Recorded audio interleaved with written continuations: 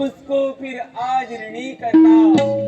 हे हनुमान जी, कहिए मेरी प्रभु। आपसे प्रार्थना है कि जिस पर्वत की व्याख्या सुषेण वैद्य जी ने कहा है, आप जाइए और जाकर वहां से जो भी औषधि है तुरंत ले आइए।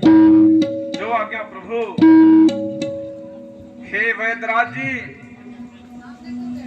आप उस औषधि की पहचान बताने की कृपा कीजिए।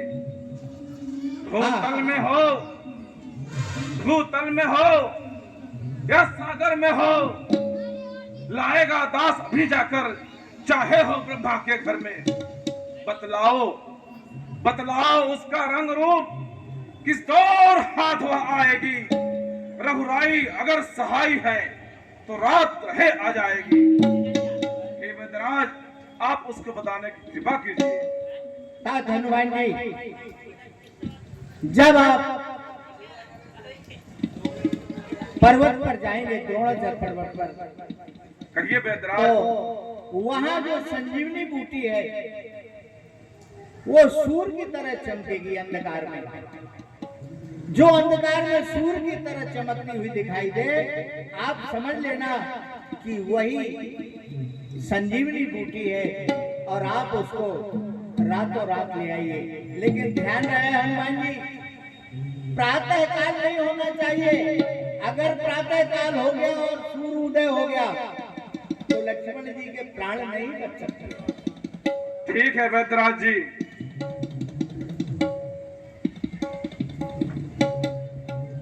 हे नाथ,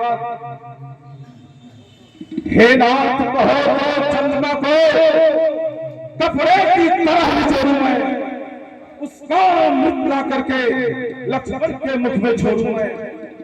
हे नाथ, कहो तो सुरों के भेद अश्विनी कुमार को लाऊं मैं, उन्हें यहाँ बैठा करके कई नाम अमर अमर अमर बनवाऊं मैं। हे नाथ, कहो तो मौत को ही मौत, सबका कष्ट मिटाऊं मैं। सूरज के आगे उसके दुश्मन राह पे बैठ पाऊं मैं। हे नाथ, कर कहो प्राण छोड़ दो, रघुनंदन लखन लाल के हृदय में बोलूं फौरन जाए। हे नाथ, बस आप अनुमति दे, मैं अपने प्राणों को त्याग कर लखन लाल को भी मिटा सकता हूँ। हे नाथ, मुझे अनुमति दे।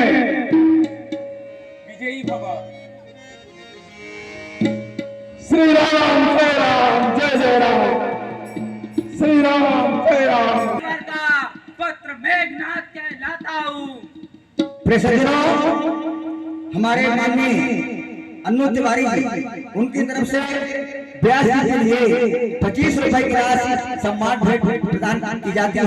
भगवान उन्हें प्रसन्न रखे और सुख वैभव प्रदान करे, यही हमारी कामना। बोल श्री रामचंद्र की।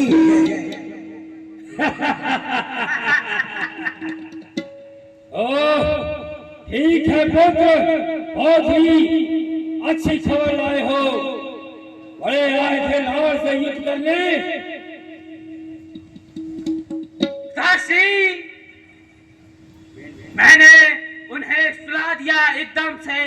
दिन उगते ही प्राण गंवाएंगे। ब्रह्म अस्त्र का प्रयोग करके उसे प्राण जीवित कराएंगे। ठीक है पुत्र, जाओ और विश्राम करो। जो आज्ञा पिताश्री, जय शंकर के।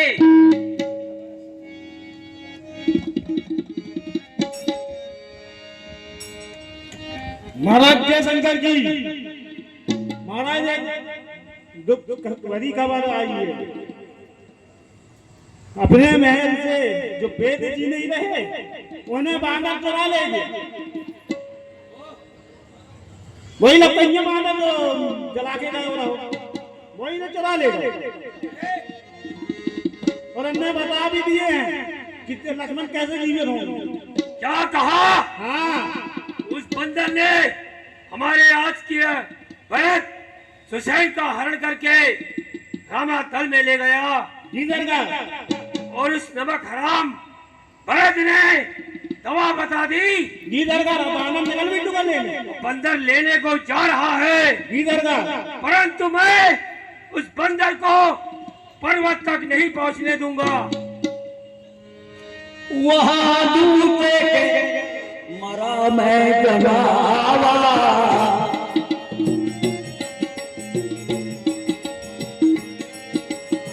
राम में मिले आवा।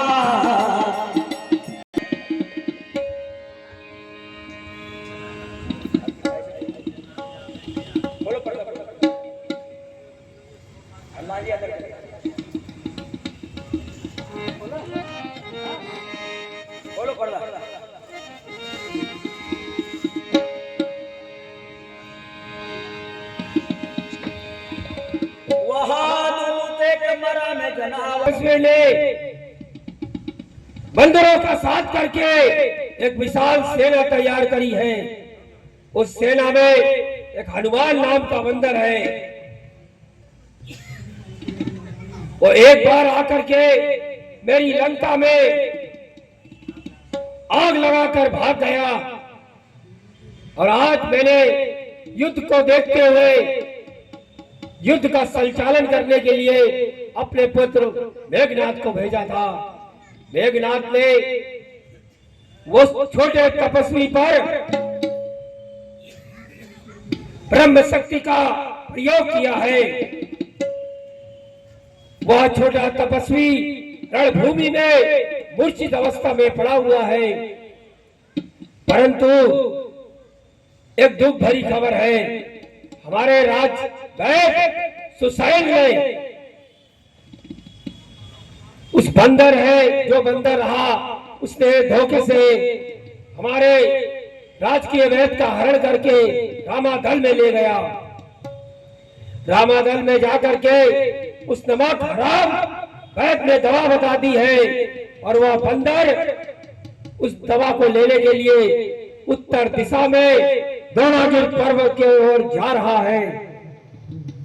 हे काका, तुम ऐसा उपाय कर दो ताकि रास्ते में ही उस बंदर को किसी तरह रास्ते में रोकना है, ताकि सवेरा हो जाए। सवेरा होते ही उस छोटे तपस्वी के प्राण हरण हो जाएंगे। देखत तो महिनगर यही जा रहा। हे काका, तुम निशाचर हो। अर्धरात्रि में निशाचरों की शक्ति दुगना हो जाती है, और तुम मायावी भी हो। ऐसा कोई उपाय करो ताकि वह बंदर रास्ते में ही अटक जाए। देखत तो महिनगर यही जा रहा, तासु पंथ को रोकन हारा। लंकेश,